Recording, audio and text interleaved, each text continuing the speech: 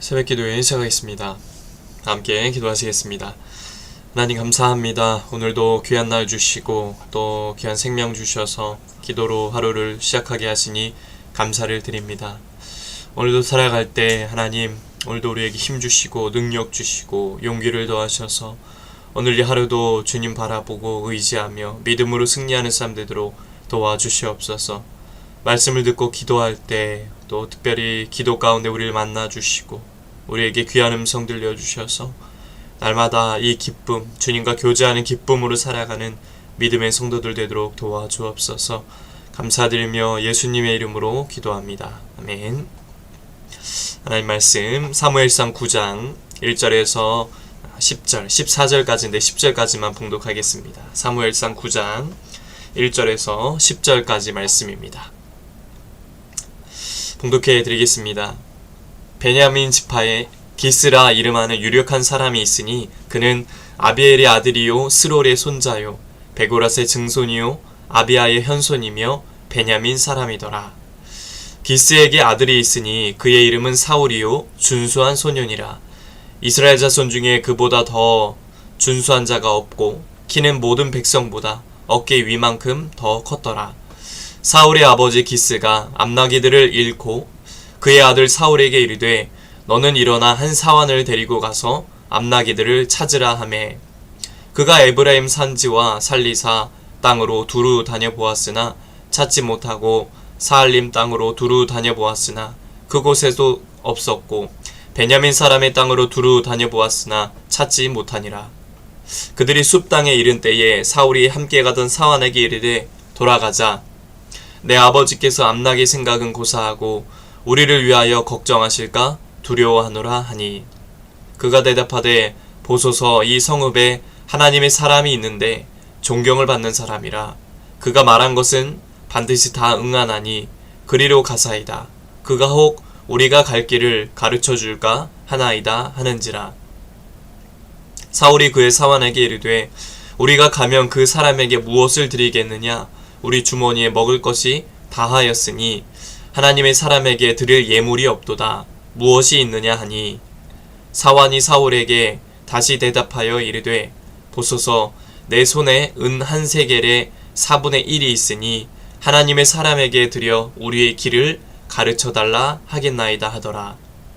옛적 이스라엘의 사람이 하나님께 가서 물으려 하면 말하기를 선견자에게로 가자 하였으니 지금 선지자라 하는 자를 옛적에는 선견자라 일컬었더라. 사울이 그의 사원에게 이르되 내 말이 옳다. 가자 하고 그들이 하나님의 사람이 있는 성읍으로 가니라. 아멘. 오늘도 예배드리는 모든 분들에게 주님의 크신 은혜가 넘치시기를 축복합니다. 오늘 사울의 아버지는 힘과 부를 모두 가진 아주 유력한 사람이었습니다.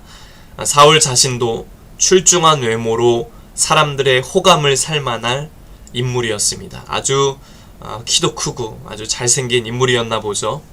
하지만 사울이 속한 이 베냐민 지파는 그렇게 자랑스럽게 내세울 만한 배경이 아니었습니다. 베냐민 지파는 거의 멸절될 위기에 처했던 적이 있는 가장 작고 보잘것없는 지파였습니다. 그러니까 가문이 조금 그렇게 좋지 않다는 거였죠.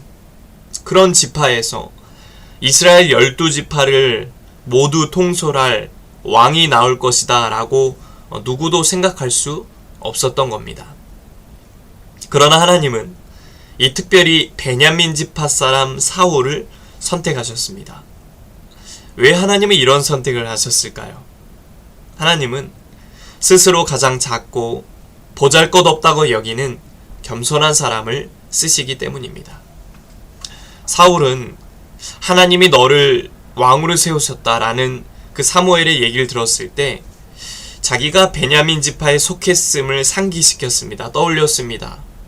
이스라엘 지파 중에 가장 작고 초라한 이 지파에서 어떻게 왕이 나오겠느냐라는 생각이었습니다.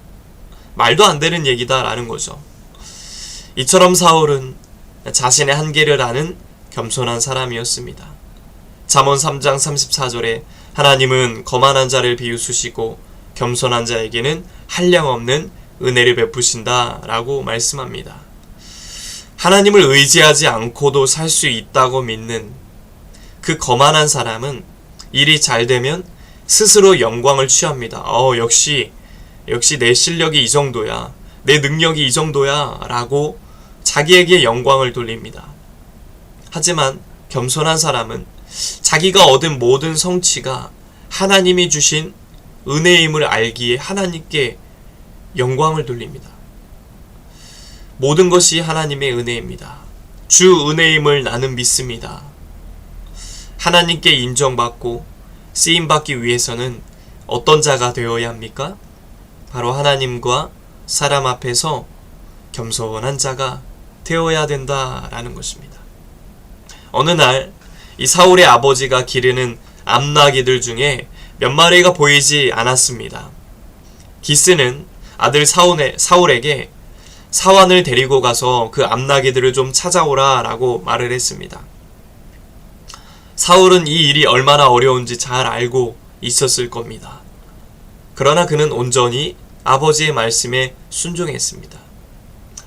그에게는 암나귀들을 찾기 위해 가야 하는 그 먼 길도, 그 과정에서 겪게 될 그 험난한 일들도 주저하지 않았습니다. 오로지 아버지가 말씀하셨으니까 가야지, 아버지의 뜻만을 중요하게 여겼습니다.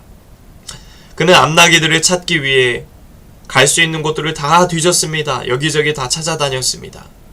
아버지가 볼 수 없는 곳에서도 철저히 순종했다는 겁니다. 하나님은 이런 사울을 사무엘에게로 인도하시고 왕으로 세우셨습니다. 이처럼 순종이라는 건 어려움이 따르는 일입니다. 그러나 그 결과는 영광입니다. 영광. 예수님은 십자가를 지시기까지 하나님의 뜻에 순종하셨습니다. 그 결과는 부활과 영생입니다. 예수님의 순종이 우리를 구원했습니다. 하나님은 지금도 당신의 뜻에 기꺼이 순종하는 사람을 찾으십니다. 그들을 통해 당신의 뜻을 이루어 가십니다. 그러므로 하나님의 뜻 앞에 나의 생각을, 나의 지식을 다 내려놓고 주님이 원하시는 순종을 선택하시기 바랍니다. 그 순종의 길에서 하나님이 베푸시는 풍성한 은혜와 축복을 경험하게 될 것입니다. 깊은 곳에 그물을 던져라. 순종할 때 역사가 나타난다는 것입니다. 하나님은 겸손과 순종의 사람, 이 사울을 택하셔서 왕으로 세우셨습니다. 보잘것없는 그런 작고 작은 베냐민 지파 사람이지만 하나님이 택하셔서 그가 왕이 된 거죠. 우리도 이런 겸손과 순종의 사람이 되길 원합니다. 특별히 이 5월 한 달에 하나님 앞에서, 사람 앞에서 정말 겸손한 사람, 또 주의 말씀 앞에서 순종의 사람이 되길 간절히 소망합니다. 그럴 때 하나님은 당신의 그 거룩한 사역에 우리를 통해 일하시고 역사하여 주실 줄 믿습니다. 오늘도 살아갈 때 이런 겸손과 순종으로 주님의 기쁨이 되시길 간절히 바라며 주님께만 영광 돌리는 삶이 되시기를 바랍니다. 그래서 하나님께 쓰임받는 길로 한 걸음 더 나아가시는, 한 걸음 더 올라가시는 저와 여러분 되시길 주님의 이름으로 간절히 축복합니다. 기도하겠습니다. 하나님 아버지, 겸손과 순종의 삶이 되기를 원합니다. 사울처럼 특별히 예수님을 본받아 우리도 그런 삶을 살게 하여 주시옵소서. 그래서 언제 어디서든지 주님께만 쓰임받는 복된 인생을 살아가도록 도와주시옵소서. 주님, 이 시간도 우리가 기도합니다. 우리의 마음을 올려드립니다. 주님, 들어주시고 역사하여 주시옵소서. 이제는 우리 주 예수 그리스도의 은혜와 하나님 아버지의 넘치는 사랑하심과 성령의 감화감동 역사, 교통하심이 오직 겸손함과 순종함으로 주님께만 온전히 쓰임받기 원하는 온 성도들 머리 위에 이제부터 영원토록 함께 하시기를 간절히 축원하옵나이다. 아멘. 이 시간 나라와 대통령과 위정자들을 위해서, 우리 시작교회 목회자와 성도들을 위해서 각자의 기도 제목을 놓고 주여 한번 외치고 통성으로 함께 기도하시겠습니다. 주여. 하나님 아버지 감사합니다. 오늘도 우리를 불러주신 은혜 감사합니다.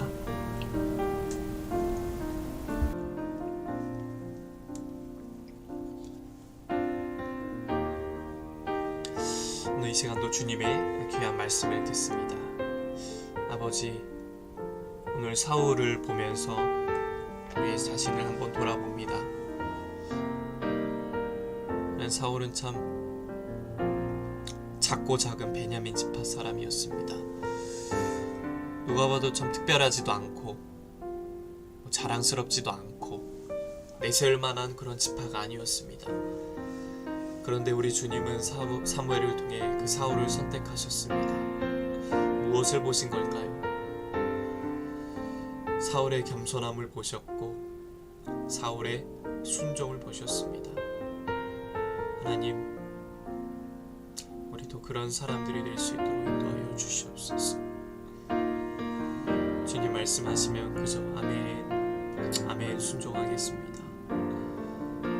아멘, 그렇게 따라갈 수 있는 우리의 삶이 될 수 있도록 아버지 인도하여 주시옵소서. 주님, 이 나라 위해서, 민족을 위해서 기도합니다. 사울과 같은 이러한 민족의 지도자들이 많이 세워질 수 있도록 아버지 인도하여 주시고 붙잡아 주시옵소서. 아버지, 거룩한 제사장 나라 되길 원합니다. 이 나라를 불쌍히 여겨주시고 우리 믿는 자들이 함께 마음으로 기도할 수 있도록 아버지 역사해 주시옵소서. 하나 우리 씨앗교회를 지켜주시옵소서. 축복하여 주옵소서. 성령 충만한 은혜를 부어 주시옵소서. 성령의 역사하심, 성령의 능력을 씨앗교회에 부어 주옵소서. 주님만 믿고 나아갑니다. 주님만 바라며 나아갑니다. 아버지,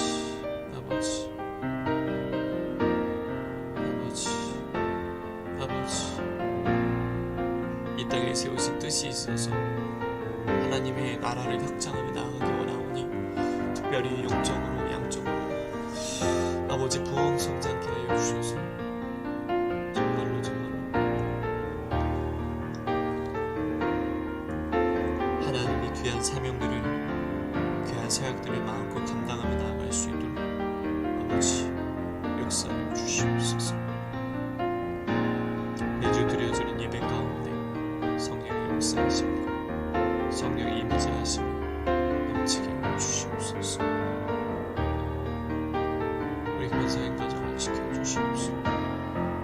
세워진 목회자 가정과 사역의 풍성한 은혜를 더하시고 특별히 우리 권사님 가정을 기억하셔서 영육간의 강건함, 굳건한 믿음, 삶의 여러 가지 문제 있다 할지라도 뚫고 열 수 있는, 열려지는 놀라운 역사를 나타나게 하여 주시옵소서.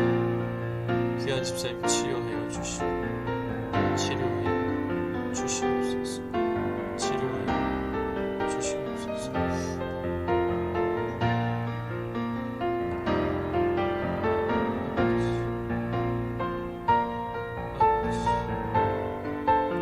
아버지, 기도할 때마다 주님 만나게 하여 주시옵소서.